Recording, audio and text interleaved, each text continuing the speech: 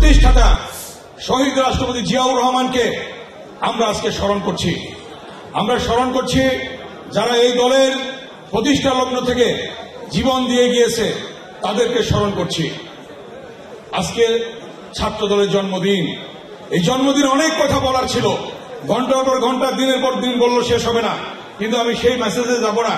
আমি 3টা মেসেজ রেখে আমার বক্তব্য আমি শেষ করব। 1 নম্বর, যখনই বাংলাদেশে কোন ক্রান্তিকাল এসেছে তখনই জিয়া পরিবার থেকে নেতৃত্ব দিয়েছে। কথাটা ঠিক কিনা বলেন আপনারা? নাম্বার 1, 1971 সালে মহান স্বাধীনতার ঘোষক শহীদ রাষ্ট্রপতি জিয়াউর রহমান স্বাধীনতার ঘোষণা দিয়েছিলেন, ঠিক কিনা? এবং সেই ঘোষণার মধ্যে দিয়ে সশস্ত্র সংগ্রাম শুরু হয়েছিল।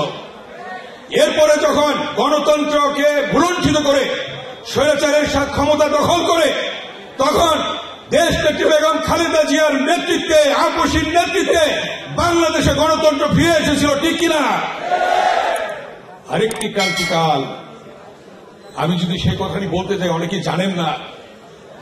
যখন স্বৈরাচারের সাত পতনের মুখে, যখন ডাক্তার মিলন জিহাদ শহীদ হল, দেশনেত্রী বেগম খালেদা জিয়া গ্রেপ্তার হলেন, তখন সেই ক্যান্টনমেন্টের বাসায় আজকের ভারপ্রাপ্ত চেয়ারম্যান দেশ নায়ক তারেক রহমানকে ঘেরাও করে এরশাদ তার উপর নির্মম প্রহার করেছিল।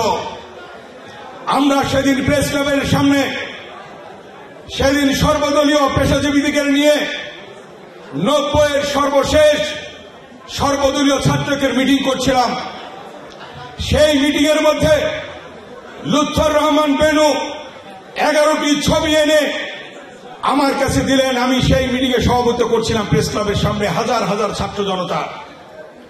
11টি ছবির মধ্যে দেখলাম দেশ নায়ক তারেক রহমানের পিঠে কালো দাগ সম্বলিত 11টি ছবি তিনি নিয়ে আসলেন। যখন আমি সেই ছবি তুলে ধরলাম প্রেস ক্লাবের সামনে, তখন উত্তাল হলো রাজপথ। সেই পেশাজীবী সংগঠনের নেতারা Shamsul Haque Chowdhury, supreme court bar অ্যাসোসিয়েশনের সভাপতি, বিবিসির আতাউজ্জামান, ভয়েস অব আমেরিকার কিয়াস কামাল চৌধুরী এবং প্রফেসর মাজেদ, বিএম এর প্রেসিডেন্ট সহ আমরা মতিঝিলে মিছিল নিয়ে গেলাম। সেখানে আল্লাহওয়ালা বিল্ডিং কে আক্রমণ করা হলো। দাও দাও করে সারা বাংলাদেশে আগুন জ্বলতে থাকলো তারেক রহমানের উপর আক্রমণ করার জন্য। সেই কালো দাগ এখনো হয়তো মুছেনি। সেই অভিজ্ঞতা দিয়ে ঢাকা বিশ্ববিদ্যালয়ে মিছিল করেছে এই আজকের ভারপ্রাপ্ত চেয়ারম্যান দেশ নায়ক তারেক রহমান।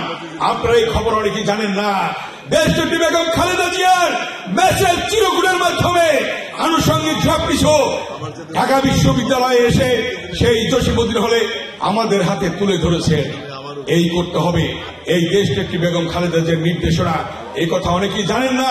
সেই 90-এর আন্দোলন দেশ নায়ক তারেক রহমান সেদিন ভূমিকা রেখেছিলেন স্বৈরাচার বিরোধী আন্দোলনে। তাই আজকে বলতে চাই, দীর্ঘ 16 বছর আন্দোলনের নেতৃত্ব দিয়েছে দেশ নায়ক তারেক রহমান।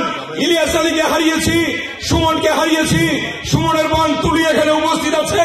এখানে অনেকেই মাহারা, ভাইহারা, সন্তানহারা অনেকেই উপস্থিত রয়েছে আজকে। তাই সেই 16 বছরের আন্দোলনের পরিসমাপ্তিতে অনেক শহীদের রক্তের বিনিময়ে, ছাত্রদল, যুবদল, স্বেচ্ছাসেবক দলের রক্তের বিনিময়ে, সর্বশেষ ছাত্র জনতার আন্দোলনের রক্তের বিনিময়ে আমরা যে বাংলাদেশ পেয়েছি, এই নতুন বাংলাদেশে অবিলম্বে প্রয়োজনীয় সংস্কার, দ্রুত সংস্কার করে নির্বাচন দিতে হবে।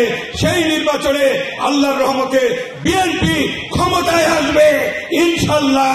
সেই প্রত্যয় ব্যক্ত করে ছাত্রদের প্রতিষ্ঠাবার্ষিকীতে সেই শপথ গ্রহণ করে আমার বক্তব্য এখানেই শেষ করছি। আল্লাহ হাফেজ। বাংলাদেশ জিন্দাবাদ।